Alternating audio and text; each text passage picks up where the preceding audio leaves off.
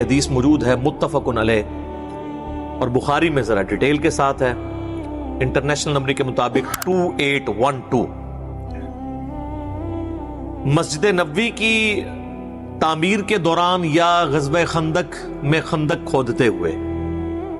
ان دونوں میں سے کوئی ایک موقع تھا۔ ابو سعید خدری رضی اللہ تعالیٰ عنہ کہتے ہیں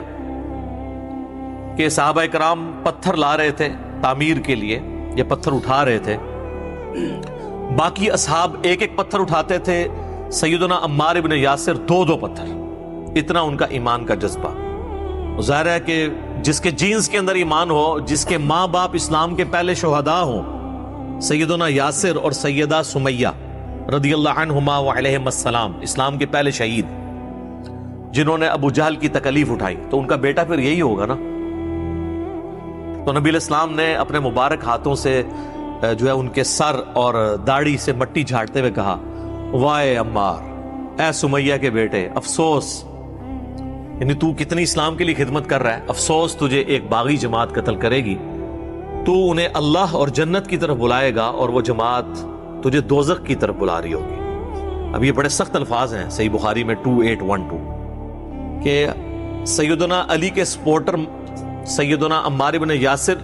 اور ان کی جماعت کو نبی علیہ السلام نے کہا جنت کی طرف اور اللہ کی طرف بلانے والی جماعت، اور ان کے مخالفین کو یعنی اہل صفین کو، حضرت معاویہ رضی اللہ تعالیٰ عنہ کی جماعت کو دوزخ کی طرف بلانے والی جماعت، اور پھر ساتھ کہا باغی، پولیٹیکل ٹرم میں بغاوت۔ یہ نہیں ہے کہ وہ اسلام سے باغی ہو گئے تھے، یعنی پولیٹیکلی خلیفہ برحق کے خلاف انہوں نے بغاوت کی، جس کی اطاعت واجب تھی، وَأُولِي الْأَمْرِ مِنْكُمْ کے تحت سورہ نساء کی آیت نمبر 59،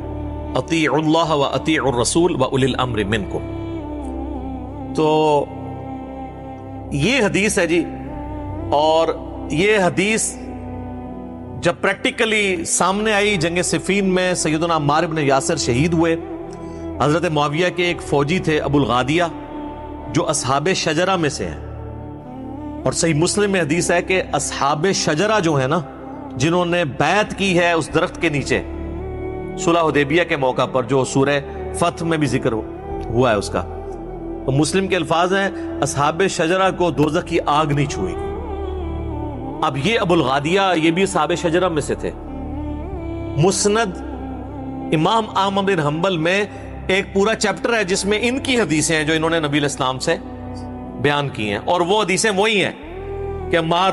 کو باغی جماعت قتل کرے گی، اور عمار کا قاتل اور مال لوٹنے والا جہنم میں ہے۔